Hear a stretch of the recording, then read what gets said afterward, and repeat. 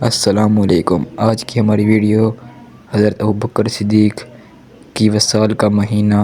جمادی الثانی۔ اگر آپ کو یہ ویڈیو اچھی لگے تو ہمارے چینل کو لائک شیئر سبسکرائب کریں، شکریہ۔ اعوذ باللہ من الشیطان الرجیم، بسم اللہ الرحمن الرحیم، واتبع سبیل من اناب الی۔ صدق اللہ العظیم وصدق رسولہ النبی الکریم الامین، ونحن علی ذلک لمن الشاہدین والشاکرین والحمد للہ رب العالمین۔ ان اللہ وملائکتہ یصلون علی النبی یا ایہا الذین آمنوا صلوا علیہ وسلموا تسلیما۔ الصلاۃ والسلام علیک یا سیدی یا رسول اللہ وعلی آلک واصحابک یا سیدی یا حبیب اللہ۔ الصلاۃ والسلام علیک یا سیدی یا نبی اللہ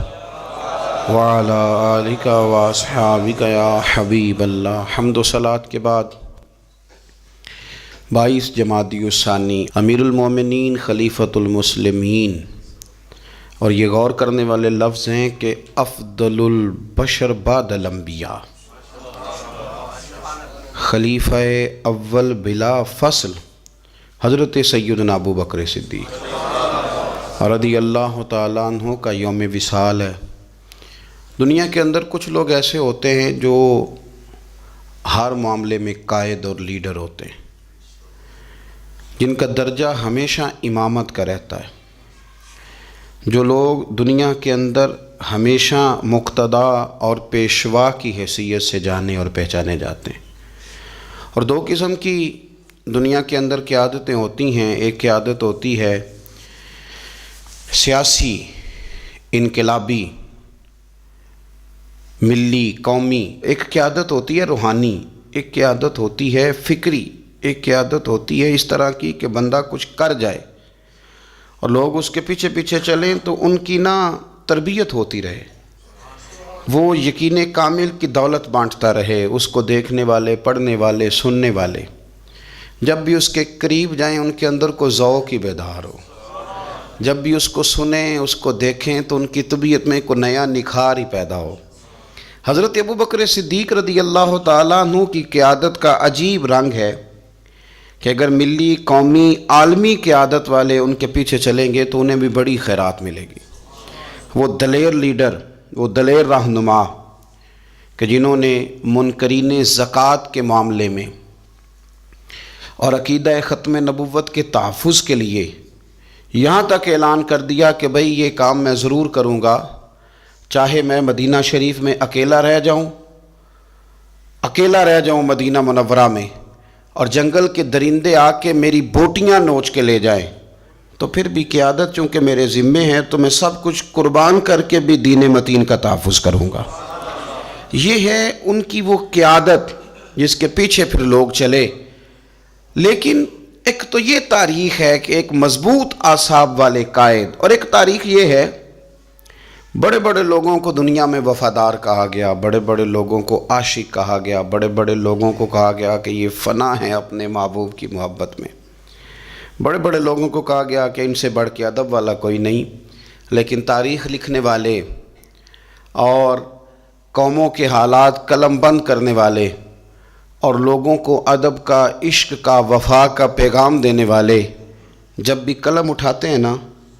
اور وفا کی وہ حد تک جانے لگتے ہیں تو انہیں سب سے پہلے جو نام نظر آتا ہے وہ حضرت ابوبکر صدیق کا ہے۔ وفا بھی ختم ہے، ادب بھی ختم ہے، عشق بھی ختم ہے۔ کوئی دنیا کی تاریخ جس میں ادب لکھا جائے گا وہ محتاج رہے گی کہ اسے خیرات صرف حضرت صدیق اکبر کے دروازے سے ملے گی۔ وفاداری ہو، ادب ہو، عشق ہو، جانثاری ہو۔ یہ لوگ بڑا کچھ دیکھ داکھ کے چلتے ہیں، لیکن اقبال جیسے لوگ کہنے لگے جس بندے نے ختم کر دی ہے بات، ختم بس کر دی کہ اس سے آگے ہماری کائنات ختم ہو جاتی ہے، بس وہ جناب صدیق اکبر کی ذات ہے۔ انہوں نے لوگوں کو بتایا کہ ہماری دنیا شروع بھی مدینے والے محبوب کے قدموں سے ہوتی ہے اور ختم بھی مدینے والے محبوب کے قدموں میں۔ صدیق کے لیے ہے خدا کا رسول اور بس، ختم ہو گئی بات۔ تو حضرت ابو بکر صدیق رضی اللہ تعالیٰ عنہ کی زندگی کو پڑھنا، ان کے احوال کو جاننا، ادب والے لوگوں کے لیے، عشق والے لوگوں کے لیے، اتباع والے لوگوں کے لیے، سید عالم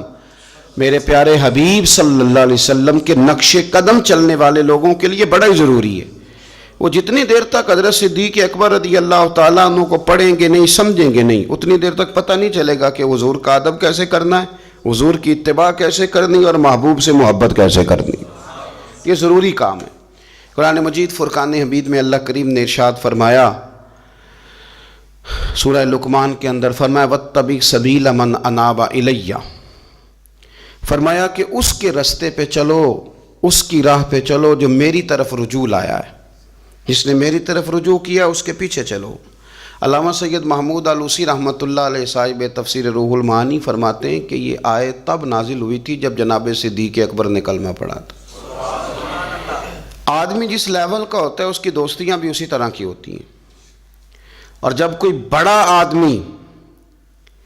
کسی دینی، اسلامی، روحانی زندگی کو اپناتا ہے تو اس کے پیچھے چلنے والے بھی وہ زندگی اپنا لیتے ہیں۔ اسی لیے کہا گیا کہ لوگ اپنے سرداروں کے مذہب پہ ہوتے ہیں۔ حضرت سیدنا ابو بکر صدیق رضی اللہ تعالیٰ عنہ نے کلمہ پڑھا تو صاحب تفسیر روح المعانی ارشاد فرماتے ہیں کہ یہ بڑے گہرے دوست تھے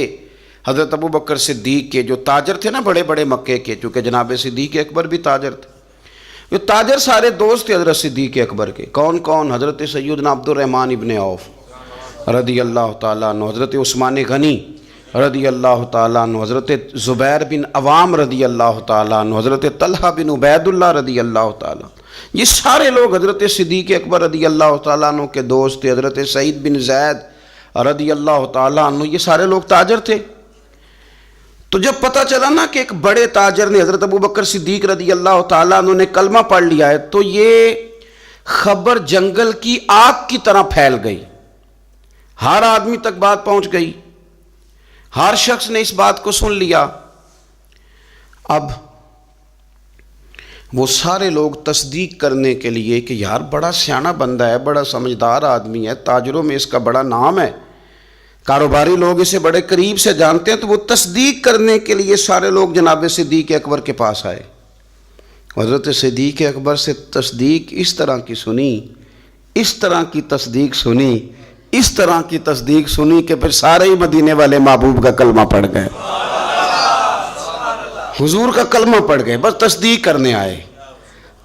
کرنے آئے حضور سے۔ اور نبی پاک صلی اللہ تعالیٰ تیریاں ویکھ کے اداواں تے میں مرید ہی ہو گئی۔ پھر وہ سارے حضور سید عالم آئے تھے تصدیق کرنے۔ سودا لینے کے لیے بازار گئے ہم، پر ہاتھ اس کے بکے جس کے خریدار گئے ہم۔ تو وہ نا حضور کی غلامی میں آ گئے۔ تو سمجھ لیں اس بات کو اور اس پر غور کر لیں کہ نبی پاک علیہ الصلوۃ والسلام کے اس غلام کا یہ حال ہے کہ یہ کلمہ پڑھیں تو مکے کے بڑے بڑے تاجروں میں انقلاب برپا کر دیں۔ اتنا اثر ہوا باقی لوگوں پہ کہ وہ تصدیق کرنے آئے تھے، تصدیق کرنے، اور ایسی تصدیق انہوں نے کی، ایسی تصدیق کی کہ پھر ساری زندگی مدینے والے محبوب کے گن گا کے گزار دی، ساری زندگی حضور سید عالم صلی اللہ علیہ وسلم۔ حضرت ابو بکر صدیق رضی اللہ تعالیٰ عنہ نے اپنی مقدس زندگی کے اندر نبی کریم صلی اللہ علیہ وسلم کی بارگاہ میں وقت گزارا۔ آپ مختلف مقامات پر قرآن مجید کو دیکھیں گے تو حضرت صدیق اکبر رضی اللہ تعالیٰ عنہ کی مختلف شانیں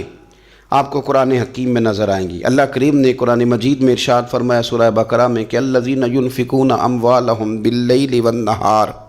سرا وعلانیہ، فرمایا کچھ لوگ ایسے ہیں جو اللہ کے راستے میں خرچ کرتے ہیں، اعلانیہ بھی اور چھپا کر بھی۔ اور وہ کس طرح خرچ کرتے ہیں؟ رات کو بھی خرچ کرتے ہیں اور دن کو بھی خرچ کرتے ہیں، اعلانیہ بھی، چھپا کے بھی، دن کو بھی، رات کو بھی۔ تو یا اللہ ملے گا کیا؟ فرمایا فَلَهُمْ أَجْرُهُمْ عِنْدَ رَبِّهِمْ، ان کا اجر ان کے رب کے پاس ہے، وہ اللہ کے پاس ہے اور راز ہے، ان کا اجر ان کے رب کے پاس ہے، ان پر نہ کوئی خوف ہوگا نہ وہ غمگین ہوں گے۔ یہ وہ لوگ ہیں جو رات کو بھی خرچ کرتے ہیں، دن کو بھی خرچ کرتے ہیں، اعلانیہ بھی خرچ کرتے ہیں، چھپا کے بھی خرچ کرتے ہیں۔ تفسیر روح المعانی ہی کو آپ دیکھ لیں تو علامہ سید محمود آلوسی اندلسی رحمۃ اللہ علیہ فرماتے ہیں کہ حضرت صدیق اکبر کا ایک دفعہ خرچ تو ہمیشہ کرتے رہتے تھے، ایک دفعہ ارادہ بن گیا، اس آیت کے شان نزول میں لکھتے ہیں ایک دفعہ ارادہ بن گیا کہ میں نے 40,000 دینار خرچ کرنے اللہ کی بارگاہ، اور کرنے اس طرح ہے کہ دن کو بھی خرچ کرنے، اور اگر کوئی آدمی رات کو لینا چاہے تو اسے یہ نہ محسوس ہو کہ یہ تو صرف اجالے میں دینے والے ہیں، اگر کوئی رات کی تنہائی میں لینے آئے گا تو اسے بھی دیں گے، خرچ کریں گے اللہ کے راستے میں۔ اور 10,000 دینار، 40,000 کل دینے تھے، 10 خرچ کیے دن کو، 10 خرچ کیے رات کو، 10 اس وقت خرچ کیے جب ساری دنیا اعلان ہوتا ہے نا چندے کا تو سارے دے رہے ہوتے ہیں، 10 اس وقت خرچ کر دیا 10,000 دینار، اور پھر 10 چھپا کے خرچ کیا، 10 چھپا کے بھی خرچ کیا، یعنی اس وقت بیچ مجمع کے بھی دینا بعض اوقات بہتر ہوتا ہے کہ دوسروں کو بھی رغبت ہوتی ہے، کیونکہ ایک بندہ اگر کہیں خرچ کرتا ہے تو پھر دوسرے بھی دیکھ کے خرچ کرتے ہیں، تو جب سب دے رہے تھے تب بھی دیا، اور جب کوئی نہیں دے رہا تھا تو تب بھی دیا، اور دن کو بھی دیا اور رات کو بھی دیا، تو رب کریم نے پھر اس کا ذکر قرآن مجید میں فرما دیا۔ تو حضرت ابوبکر صدیق رضی اللہ تعالیٰ عنہ کی حیات مبارکہ کو آپ پڑھیں، اس پر آپ غور کریں، تو ایک مقام نہیں درجنوں مقامات آپ کو ایسے ملیں گے۔ اسی طرح امام فخر الدین رازی رحمۃ اللہ علیہ تفسیر کبیر میں فرماتے ہیں کہ یہ جو آیت ہے نا، ان الذین قالوا ربنا اللہ ثم استقاموا تتنزل علیہم الملائکہ، بے شک وہ لوگ جنہوں نے کہا کہ ہمارا رب اللہ ہے، پھر وہ اس پر قائم ہو گئے تو ان پر فرشتے اترتے ہیں، اور فرشتے کیا کہتے ہیں؟ اللہ تخافوا ولا تحزنوا، خبردار خوف نہ کرو، غم نہ کھاؤ، وَأَبْشِرُوا بِالْجَنَّةِ الَّتِي كُنْتُمْ تُوعَدُونَ، اور خوش ہو جاؤ اس جنت پر، تمہیں خوشخبری دینے آئے ہیں اس جنت کی جس کا رب نے تمہارے ساتھ وعدہ کیا ہے۔ تو امام راضی کہتے ہیں یہ جو کہا نا کہ وہ لوگ جنہوں نے کہا اللہ ہمارا رب ہے، پھر وہ ڈٹ گئے، پھر ان پر فرشتے اترے اور فرشتے خوشخبری دینے کے لیے اترے، فرمایا یہ بھی حضرت ابوبکر صدیق کی شان میں نازل ہوئی ہے۔ اس لیے کہ حضرت صدیق اکبر نے اس وقت کلمہ پڑھا تھا جب کوئی اور کلمہ نہیں پڑھتا تھا، پہلے مسلمان حضرت صدیق اکبر آزاد مردوں میں سے پہلے مسلمان، آپ نے کلمہ پڑھا، رش دیکھ کے تو بھائی عام جگہ پہ بھی بڑے لوگ آ جاتے ہیں، لیکن تنہائیوں میں، ابتدا میں، بالکل شروع میں جس ہستی نے صرف جلوہ والضحیٰ دیکھا، آج لوگ بڑے جمہوریت پسند ہیں کہ ساری دنیا جدھر جائے گی ہم نے ادھر جانا ہے، جدھر رش زیادہ ہوگا اس وقت ہم چلیں گے، لیکن حضرت ابوبکر صدیق رضی اللہ تعالیٰ عنہ اس وقت کلمہ پڑھا جب اسلام پر تنہائیاں تھیں، غربتوں کا دور تھا، انہوں نے یہ نہیں دیکھا کہ ساری دنیا کدھر ہے، انہوں نے یہ دیکھا کہ میرے محبوب کی رضا کدھر ہے، اور پھر اس پر انہوں نے تکلیفیں برداشت کیں، تکلیفیں پلیٹ میں رکھ کے نہیں غلامی مل جایا کرتی، تکلیفیں برداشت کی، مار بھی کھائی، مال بھی دیا، تکلیف بھی سہی، تانے بھی سہے، باتیں بھی سنی، قبیلے کے اندر سے بھی مخالفت ہوئی، باہر سے بھی مخالفت ہوئی، وہ ڈٹے رہے، تو رب فرماتے جب یہ ڈٹ گئے نا تو پھر میں نے بھی ان کی مدد کے لیے فرشتے نازل کر دیے، پھر اللہ تبارک و تعالیٰ نے انہیں کوئی لاوارث نہیں چھوڑا، پھر ان کی مدد اللہ نے اپنے فضل سے فرمائی۔ تو حضرت صدیق اکبر رضی اللہ تعالیٰ عنہ کی مقدس حیات مبارکہ، اس پر بے شمار فضائل میں آپ کو احادیث ملیں گی، بے شمار آپ کو آیات بینات ملیں گی۔ سمجھنے کی چیز یہ ہے کہ ان کی زندگی کو دیکھا جائے، پڑھا جائے۔ میں نے بڑا غور کیا ہے، جتنا کو میرا محدود سا مطالعہ ہے، جتنا کو میں فہم اور علم رکھتا ہوں، میں نے بڑا غور کیا ہے اور بڑی باریکی سے کیا ہے، اور ان کی زندگی کے شب و روز کو بار بار پڑھا ہے، اور وہ جتنے پیچ و تاب ہیں، ہجرت سے لے کر بدر تک اور بدر سے لے کر فتح مکہ تک، ہر میدان، ہر جگہ، ہر کوچہ، ہر نگر، تو ایک ہی بات سمجھ میں آئی ہے کہ جس طرح پروانہ چراغ کے گرد گھوم کے زندگی گزار دیتا ہے، گھوم کے زندگی گزار دیتا ہے، روشنی جہاں نظر آتی ہے تو پروانہ ساتھ ہی نظر آتا ہے، کہیں اور دکھائی دیتا ہی نہیں۔ اسی طرح میرے پیارے حبیب نبی کریم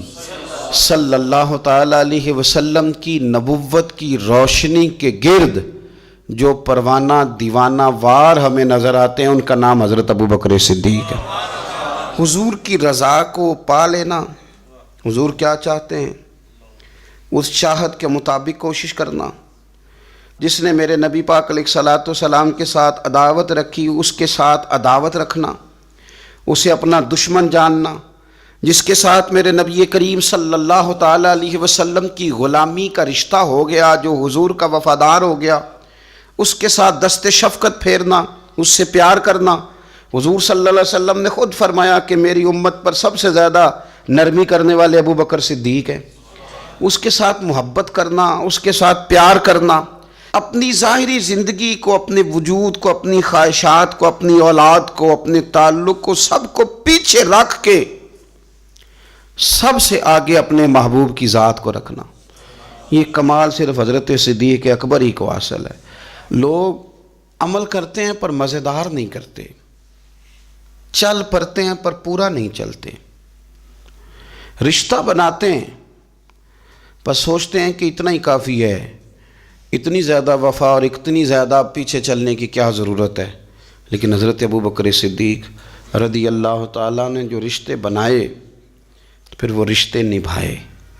پھر انہوں نے حضور کی اس غلامی کو نبھا کے دکھایا۔ کلمہ پڑھا۔ ہمارے ایک بزرگ فرمایا کرتے تھے، ابوبکر نے دوستی لگائی تھی مکے میں اور جوان کرائی بدر و احد خندق میں، اور فرماتے ہیں ساتھ نبھائی ہے قبر میں بھی۔ پانی پرنا سہیلیاں تے رنگا رنگ کڑے، او پائی اسی تے پریا اس دا جانیے جس دا توڑ چڑھے۔ اور بڑی احتیاط کے ساتھ، بڑی احتیاط کے ساتھ، بڑی احتیاط کے ساتھ اگر انہوں نے کبھی مشورہ بھی دیا نا، ایک جنگ کے موقع پہ حضور نے مشورہ مانگا تو عرض کی حضور آپ جیسے حکم کریں گے ہم ویسے ہی حاضر ہیں۔ اگر کبھی مشورہ مانگا بھی تو انہوں نے بڑا محتاط ہو کے بڑے احتیاط سے، کوئی زیادہ رائے نہیں، اس لیے کہ جس سے پر اعتماد زیادہ ہوتا ہے اس کی ذمہ داری بھی زیادہ ہوتی، جس سے محبت زیادہ کی جاتی ہے اس کی ڈیوٹی بھی زیادہ ہوتی۔ سب سیاں رل پانی نو چلیاں، کوئی مڑ سی پر کے، تو جنہاں نے پر کے سر تے چایا وہ قدم رکھن ڈر ڈر کے۔ انہیں پتہ تھا مجھ پر اعتماد زیادہ ہے، تو ان کی ذمہ داریاں، اس کا انہیں احساس، وہ ہر جگہ یار بات کو سمجھو نا،